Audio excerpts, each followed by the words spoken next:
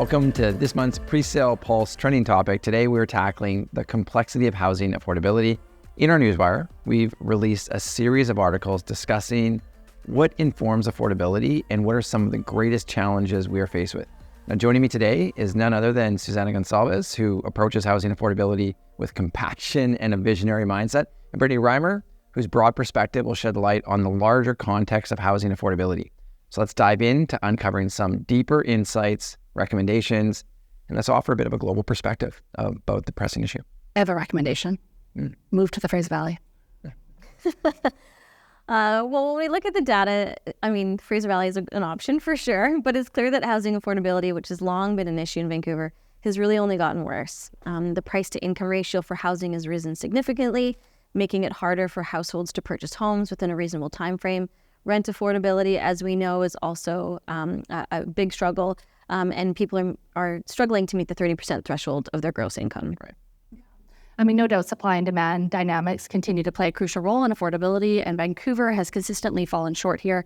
We've reached 40 million residents in Canada, record immigration targets, and yet we still aren't seeing any improvements in relative housing starts. Construction efforts constrained by labor shortages, higher interest rates, costs for materials, and just a sheer lack of direction from leadership are just some of the issues that are raising inflation. By some measures, this country needs to build 3.5 more million homes than it is on track to reach some resemblance of affordability. Brittany, you're mentioning a bit of a lack of a direction here. I'm somewhat curious, what types of conversations around affordability do you think that we should be having? Well, I think affordability is really a complex global issue. It's not unique to Vancouver. Every large city across the globe is grappling with it.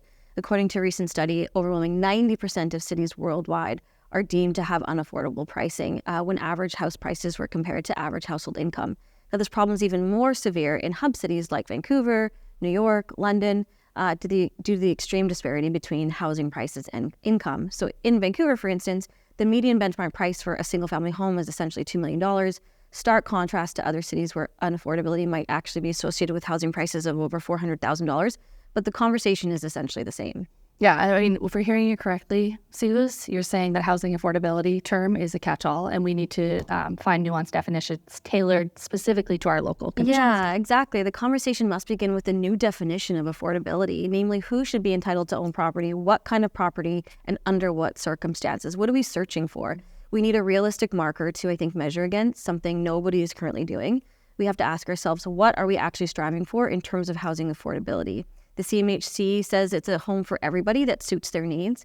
But what does that mean, right? Should every single person be able to own a studio? Should a household with an income of $100K be able to afford a 3-bedroom home for their family? What does it look like, and who gets to decide?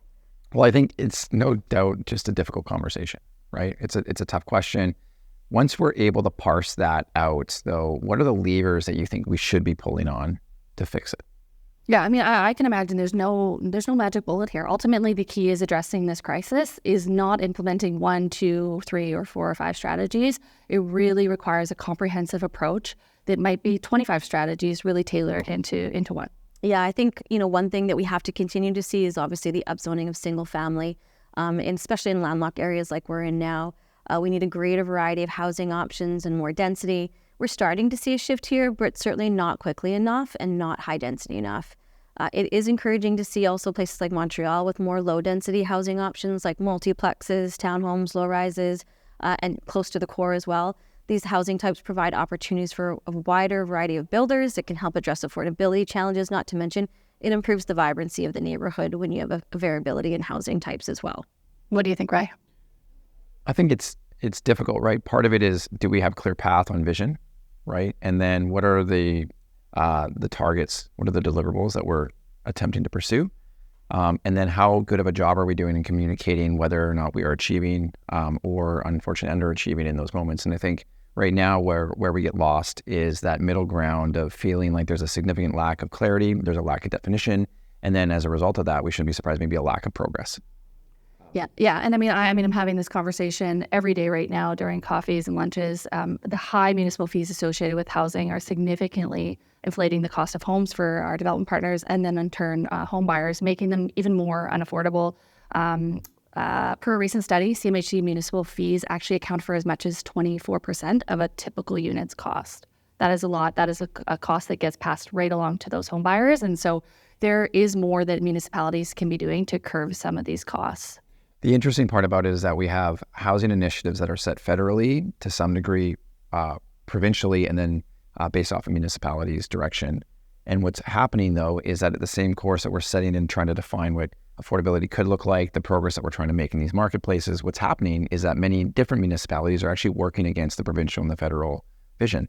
And we're unclear as residences, as Vancouverites, and certainly as Canadians, are we making progress or are we not? And it feels like, how do we have a conversation around affordability when we're talking about green initiatives that increase the cost of construction that ultimately land in the home buyer, working against the affordability measures that we're trying to impact in the first place?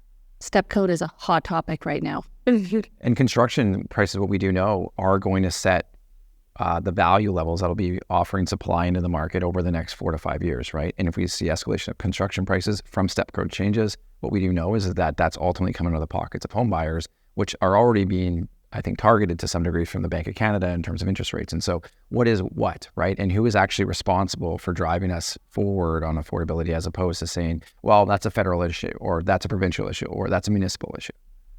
And what's nice about that is that is something that feels like quite achievable and something we can really tackle here. If we looked at the other end of the spectrum, for example, people talk about Singapore and how housing affordability in Singapore has really was, been a valuable tool for those people to have affordable housing. But really it's being seen as a necessity for providing to citizens with a roof over their heads rather than a commodity to be traded. This might require us to explore radically to rethink our approach to real estate. And that's sort of, I think, one of the cold hard truths about housing affordability. For all families to afford a single family home, the market would need to fall by essentially 50%, if not more. And that would just, cripple Vancouver's economy. Real estate's also been a primary driver of wealth for families in Vancouver. Many have relied on the equity in their homes as their retirement plan.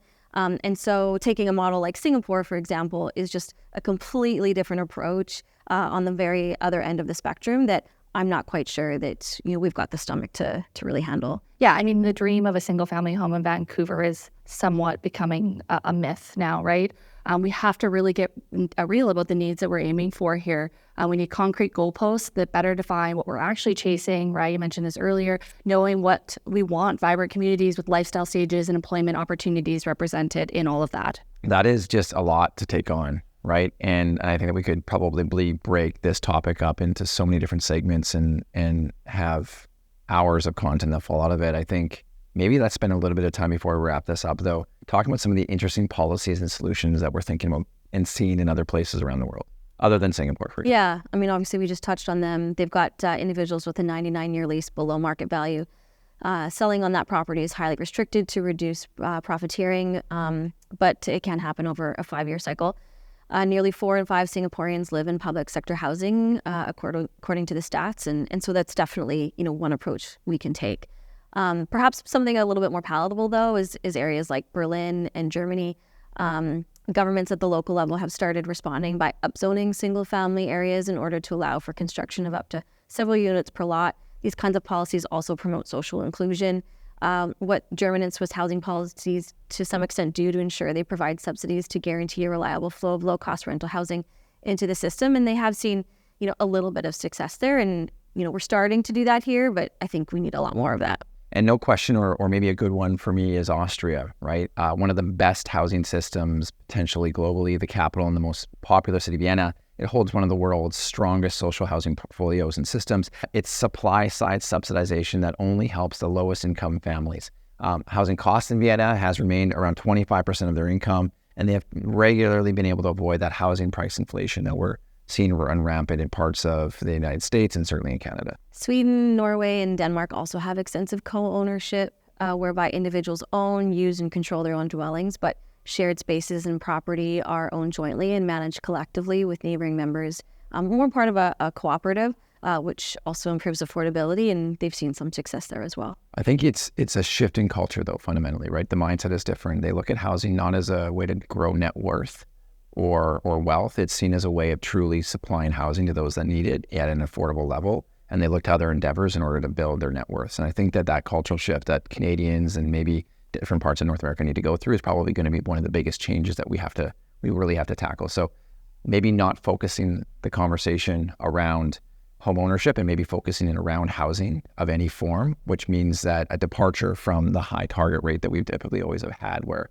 every Canadian has a right to actually own a white picket fence. I think that we have to make those changes before we can actually see the outcomes and benefits of some of these other programs. And decide where on that spectrum we want to live, right? And then, based on that decision, understand what needs to come with that. So if we're looking for a ton of subsidized housing, and then it's not going to be a commodity anymore. You're not going to earn your wealth that way.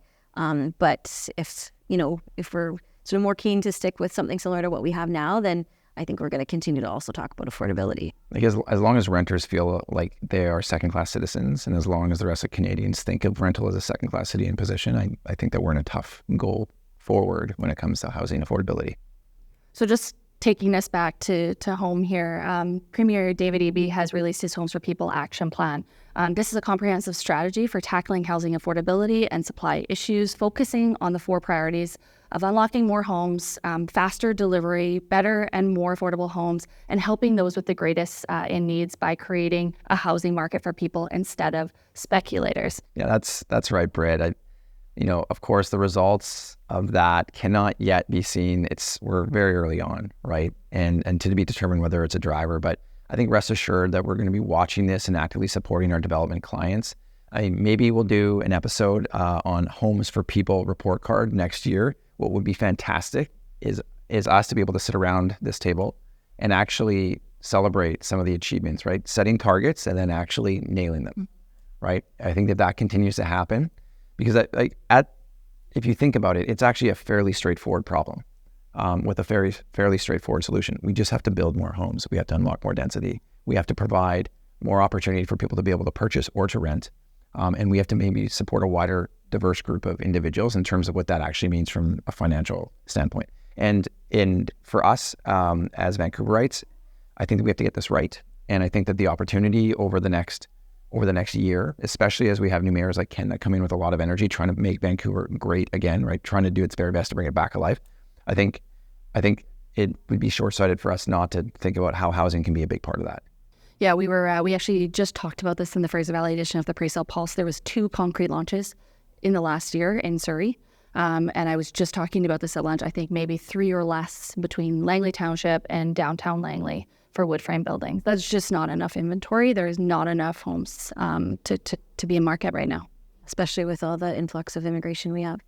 I think what we can agree on is there's a ton of opinions on the matter. It's also just a complex issue that's going to take a ton of collaboration between both the public and the private sector. And we're going to be talking about this for a long time. And we could probably be here for hours and hours as well today. But on that note, I believe this wraps up another episode of the Pre-Sale Pulse Trending Topics. We hope this conversation piques some curiosity, perhaps some desire to engage in the conversation as well. Thank you, Suze. Thank you, Britt. Another great episode. Thanks for viewing, everybody. We'll see you next month.